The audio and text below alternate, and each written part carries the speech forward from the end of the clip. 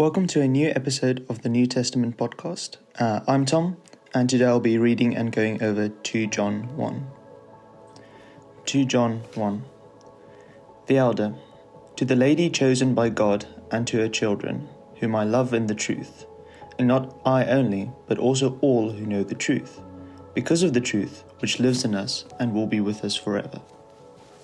Grace, mercy, and peace from God the Father and from Jesus Christ, the Father's Son, will be with us in truth and love.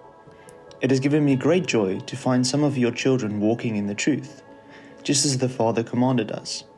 And now, dear lady, I'm not writing you a new command, but one we have had from the beginning.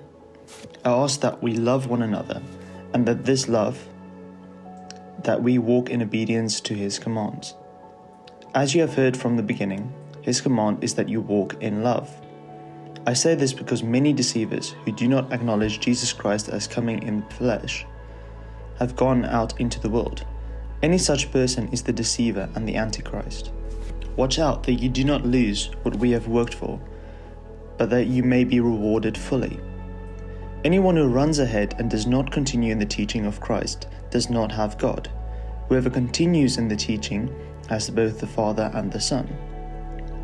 If anyone comes to you and does not bring this teaching, do not take them into your house or welcome them. Anyone who welcomes them shares in their wicked work. I have much to write to you, but I do not want to use paper and ink. Instead, I hope to visit you and talk with you face to face, so that our joy may be complete. The children of your sister, who is chosen by God, send their greetings. Now, from the start of this passage, the writer ties together the relationship of truth and love. He intertwines the two, saying to the person that he's writing to that he loves them in the truth. A large part of his message is to warn against those that do not walk in the truth, those who add to the word, who do not believe Jesus Christ was truly flesh. This he calls evil, and so too the people who associate with the ones who believe this, showing just how important truth is, especially about Jesus. But I think this message is something larger than a warning. John uses both the phrase walking in truth and walking in love. These are very interesting phrases, not only because of what they signify, but also the fact that they are both used in the same way.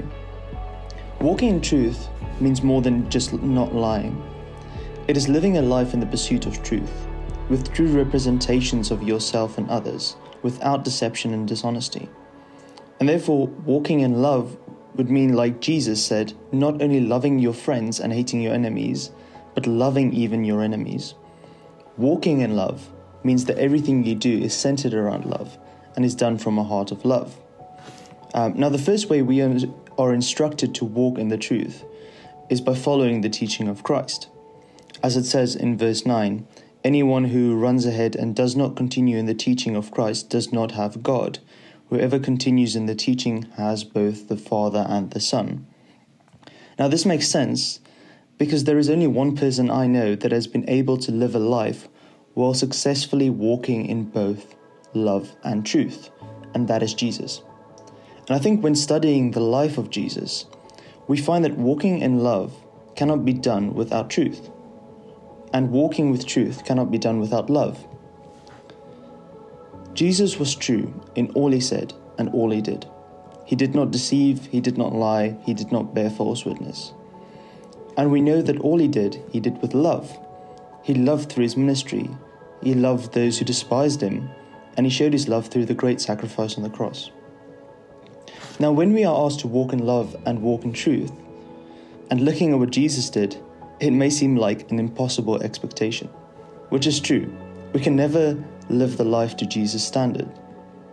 However, when we start walking with Jesus, trying to imitate him at every turn, I think we will find that both truth and love will become a foundation of our being. Now, I just want to ask a couple of questions that I think we need to meditate on. That is, what does it daily look like for us to walk in truth? And what does it daily look like for us to walk in love? I'm just going to pray over us. God, I want to thank you for the time spent in your word. Thank you for how rich and how powerful your word is. Thank you for sending your Son to live the ultimate life of truth and love. Help us to daily attempt to imitate him and pursue that same love and life. I pray that in your almighty name. Amen. Thank you very much. I hope you all have a blessed day.